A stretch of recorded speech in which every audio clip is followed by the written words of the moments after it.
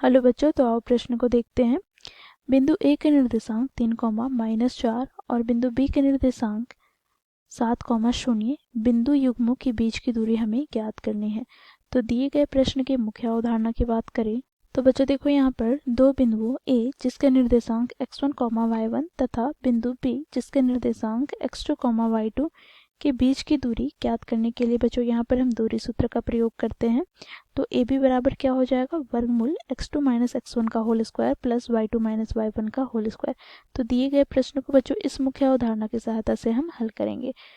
तो आओ, यहाँ पर प्रश्न में हमें दे रखा है बिंदु ए के निर्देशांक 3, -4, इसी प्रकार बिंदु बी के निर्देशांक दे रखा है 7, 0।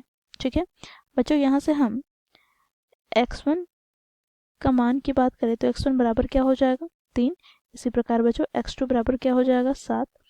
y1 बराबर यहाँ पर -4 तथा y2 बराबर हमें प्राप्त हो जाएगा 0। अब बच्चों देखो, यहाँ पर बिंदु ए तथा बी के बीच की दूरी ज्ञात करने हैं।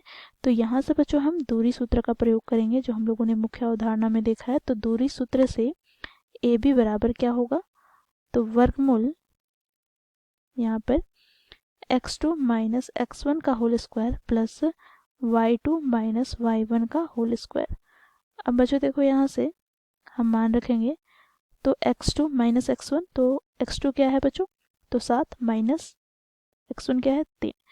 तो यहाँ पर लिखेंगे 7 - 3 का होल स्क्वायर प्लस y2 क्या है, तो बच्चों देखो यहाँ पर y2 0 और y1 क्या है, तो -4। तो 0 माइनस माइनस प्लस 4 का होल स्क्वायर।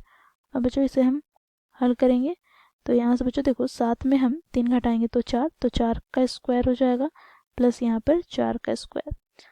अब बच्चों देखो, यहाँ पर वर्गमूल 4 का स्क्वायर हमें 16 प्राप्त हो जाएगा प्लस यहाँ पर 16, तो 16 + 16 32 का वर्गमूल। अब बच्चों 32 को वर्गमूल से बाहर निकालेंगे तो यहाँ से बच्चों देखो 2 से विभाजित करते हैं तो 16 दूनी 32, पुनः 2 से विभाजित करेंगे तो यहाँ से बच्चों 8 दूनी 16, फिर यहाँ पर 2 से विभाजित करते हैं तो 4 दूनी 8, पुनः 2 से विभाजित करते हैं तो 2 दूनी 4। तो बच्चों देखो, यहाँ पर 2 2 का 2 युग्म बन रहा है। तो यहाँ से बच्चों देखो 2 × 2 अर्थात 4 बाहर आ जाएगा वर्गमूल से। और बच्चों देखो 1 2 वर्गमूल के अंदर ही रह जाएगा। ठीक है, तो यहाँ से हमें ए बी का मान क्या प्राप्त हुआ, तो बच्चों देखो 4 × √2 इकाई।